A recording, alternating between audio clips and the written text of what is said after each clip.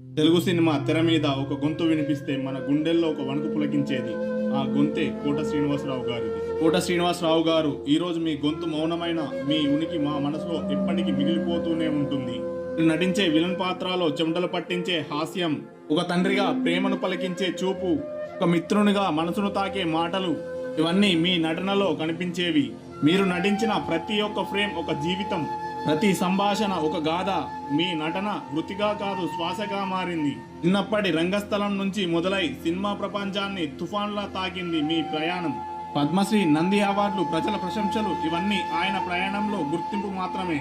కానీ ఆయన ముఖంలో వెలిగిన చిరునవ్వు చెప్పేది ఒకటే: నా కోసం కరతాళ ధ్వని చేసిన ప్రతి ప్రేక్షకుడు నా అవార్డు. సార్, మీ చూపు మా కంటికి దూరమైన మీరు మాత్రం మా హృదయానికి ఎంతో దగ్గర. తెలుగు నటనకి మీరు ఒక శిఖరం, అది ఎప్పటికీ కనిపిస్తూనే ఉంటుంది. కోట శ్రీనివాసరావు గారు నటించిన పాత్రలో మీకు ఏ చిత్రం ఇష్టమో కామెంట్ చేయండి.